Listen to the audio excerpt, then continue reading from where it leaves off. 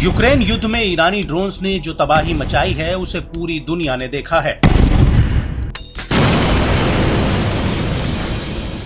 रूस के राष्ट्रपति व्लादिमीर पुतिन ने ईरान से हजारों घातक ड्रोन्स लेकर उसका सीधा इस्तेमाल यूक्रेनी सेना के खिलाफ किया है।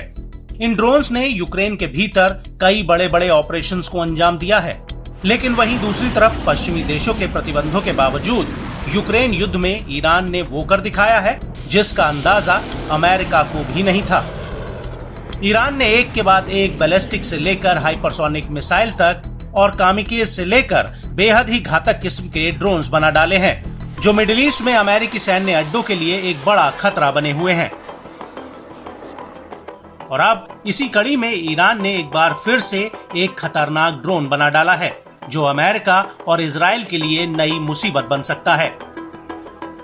दरअसल ईरान की इस्लामिक रेवोल्यूशनरी गार्ड कॉर्प्स ने एक ऐसा ड्रोन बनाया है जो टारगेट्स के भीतर घुसकर फट सकता है, और ये ड्रोन रूस के जाला लैंसेट मॉडल जैसा है, जिसे पहली बार 2020 में बनाया गया था।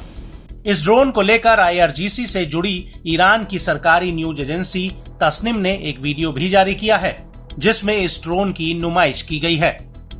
तस्निम का दावा है कि इस नए ड्रोन को लांसेट की क्षमताओं के साथ लैस करके बनाया गया है, जो 30 से 60 मिनट तक हवा में उड़ान भर सकता है।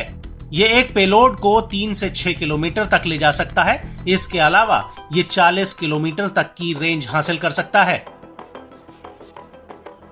बड़ी बात यह है कि पूरी दुनिया में घातक ड्रोन्स बनाने के मामले में ईरान का अपना इतिहास रहा है। उसके पास ड्रोन बनाने की काफी ताकतवर तकनीक है, या यूं कहें कि पश्चिमी देशों के हथियारों की रिवर्स इंजीनियरिंग करने में ईरान माहिर है। ईरान ने शहीद वेरिएंट ड्रोन बनाकर रूस को भेजे थे, जिन्हें यूक्रेन के भीतर नागरिक ठिकानों और रिहायशी इमारतों के खिलाफ इस्तेमाल किया गया था, जिसकी वजह से ईरान पर वैश्विक रूप से कई प्रतिबंध लगाए गए थे। लेकिन ईरान के ड्रोन्स की वजह से मिडिल ईस्ट में उसके प्रॉक्सी संगठन, जो इराक, यमन और लेबनान में एक्टिव हैं, वो लगातार इन ड्रोन्स के दम पर अमेरिका और इजराइल पर हमले कर रहे हैं। इनमें से अधिकतर हमले रणनीतिक जलमार्गों पर हुए हैं, जिससे अमेरिका और उसके सहयोगी देशों के युद्धपोतों और मालवाहक जहाजों को भारी नुकसान हुआ है। और अब ईरान की इसी मिसाइल और ड्रोन बनाने की ताकत को कुचलने के लिए यूरोपियन यूनियन, ब्रिटेन और अमेरिका उसके ऊपर नए प्रतिबंध लगाने जा रहे हैं। और यही वजह है कि इन नए प्रतिबंधों के लगने से पहले ही ईरान ने एक और घातक ड्रोन दुनिया के सामने रख दिया है।